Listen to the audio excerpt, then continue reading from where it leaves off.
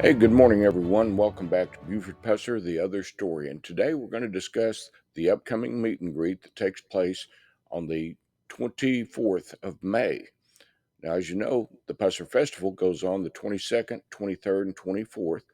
So we all get together in Selmer at a pre-designated place, and we start from there and try to hit as many of the Pusser-related sites as we possibly can.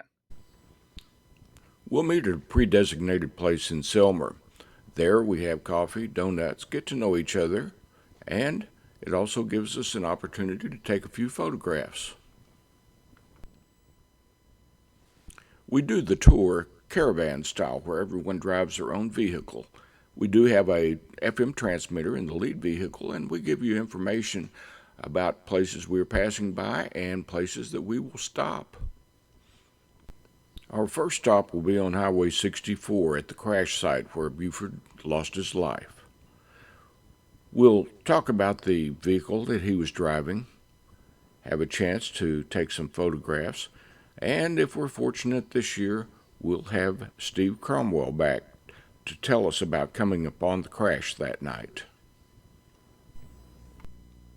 We'll proceed from the crash site down 64 to the city of Adamsville, where we'll stop at the cemetery, which of course was the burial site for Buford, Pauline, and other family members.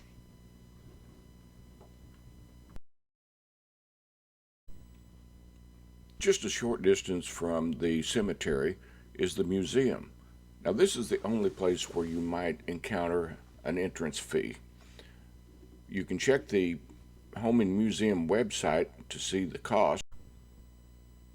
Once inside the museum, you can see how the Pussers lived as you go through the living room, the kitchen, and the various bedrooms.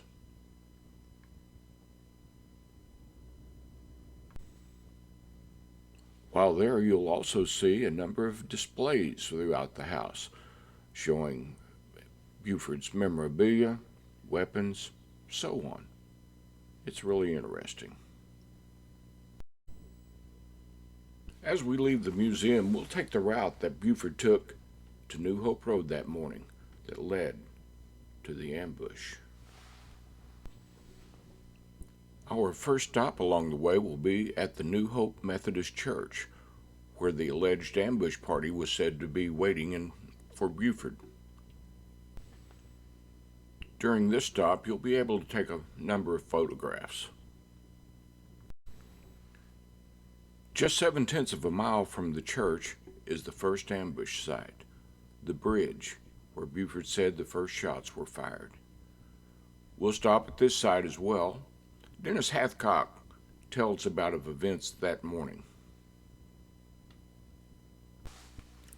Having had an opportunity to discuss what happened at the bridge, we'll move on down to the second ambush site, where most of us believe that almost everything took place. It's 2 miles further down the road at Yancey Davis and New Hope intersection. This is the location where Dennis Hathcock found shell casings scattered about the road that morning. A little more than a mile past this site is the state line, where the Shamrock Motel and Restaurant was. In the movie, you'll recall it as being the Pine Ridge Club. Even though nothing remains of the Shamrock Motel or Restaurant, it's still a great place to take photographs. Looking across the highway from the Shamrock location, you'll see where the Plantation Club was. It no longer exists. Just across from the Shamrock Motel, and just a few yards up the highway, set the location of the White Iris. As you can see, the years have not been good to the White Iris. Approximately a mile past the White Iris is the location where Sheriff Dickey was killed, and it didn't happen anything as it did in the movie. As we head back into Selmer, we'll pass by Alan McCoy's store. This is the location where Buford and Pauline were found after the ambush.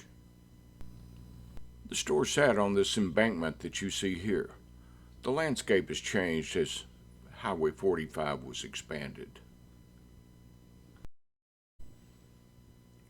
Our next stop will be at the courthouse in Selmer, where we'll tour the jail and the courtroom and see Buford's office.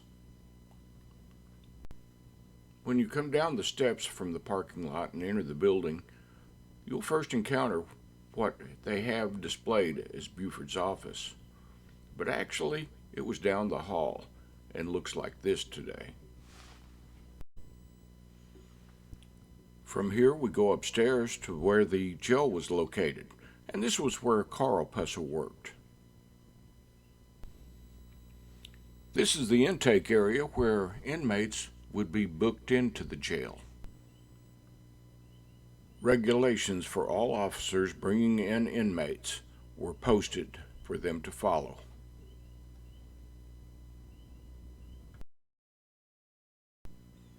Once inmates were booked in, they were escorted and placed in the cell block.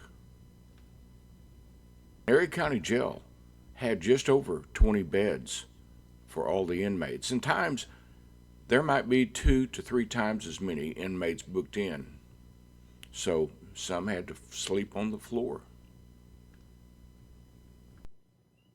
And needless to say, the McNairy County Jail was not known as a vacation spot.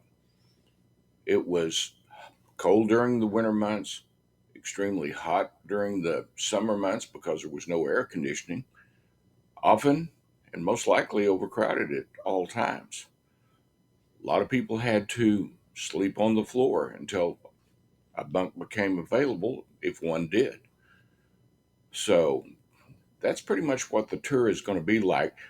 Now, we will pass by some areas where things happen, such as where Dennis and Johnny saw the gun exchange in Eastview.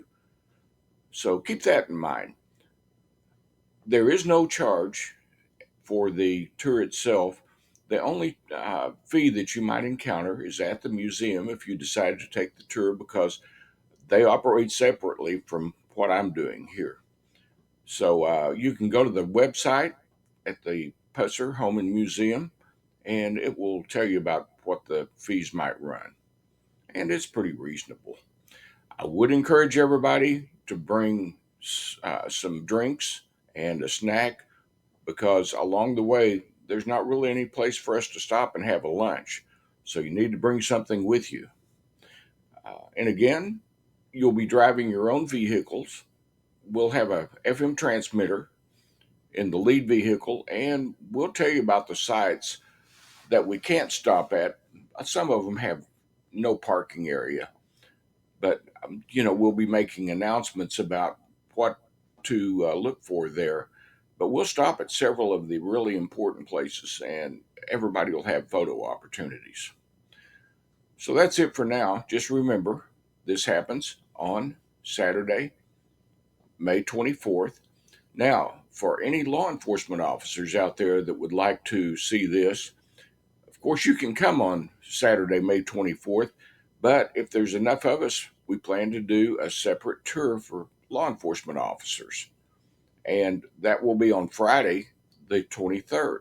If you would, go to my Facebook page, let me know if you're going to attend, the number of people in your party, and if you're in law enforcement or not, and which day you intend to go with us. At any rate, that's it for now.